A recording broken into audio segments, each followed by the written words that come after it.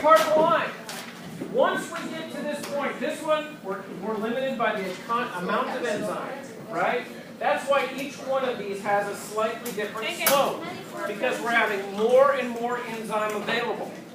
But as you're going along, time is moving along here. This one, which has 2% enzyme in it, those enzymes are so much of it, and it's working so fast, it's breaking down so much amylose so quickly, that at this point right here, it's running out of amylose. Now enzyme molecules are sitting there and they're like, they catalyze the reaction, now they have to wait.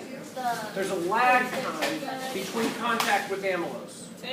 So at this point, the reaction rate becomes limited not by enzyme concentration, partially, but what else is limiting the enzyme rate? Or limiting the reaction rate? What else is limiting it at this point? Substrate concentration, right? So if in this experiment we're comparing the effect of enzyme concentration on reaction rate, are we interested in this part of the curve? No. So we're not going to even consider it when we standardize. We're going to say that is our final percent T at 40. This is the initial percent T at 20. So 40 minus 20. And how long did this run? 1 minute. So we're going to divide that by 1 minute. So 40 minus 20 is 20 divided by 1 is 20% T per minute. We want to get all of them in a percent T, how much starch iodine cleared per minute. So here's another one right here. This one, this curve in beaker C, that goes to 42, goes to 40% T.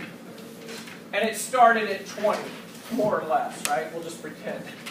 But this time it was over how many minutes? 5. So again, it's 40 minus 40% T, our final, minus 20% T, our initial, gives us 20. 40 minus 20 is 20. But it ran over 5 minutes. 20 divided by 5, 4% T per minute. So here's a 4% T per minute slope.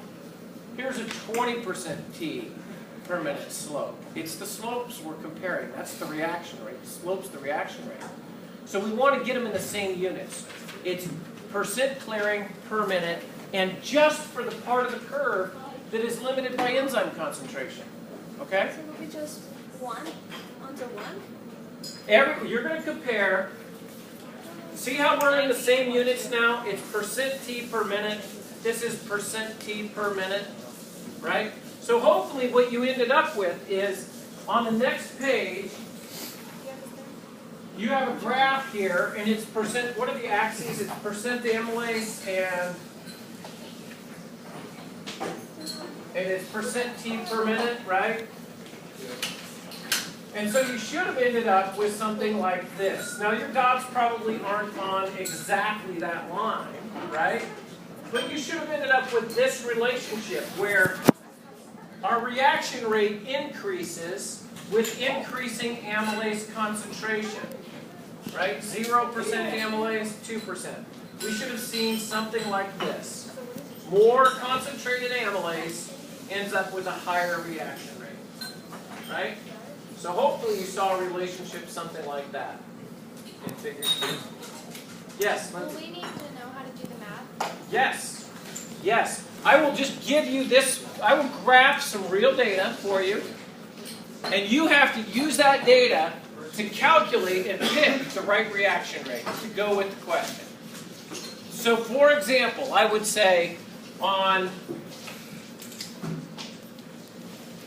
in beaker F, which of the following is the correct reaction rate for the enzyme limited part of the curve?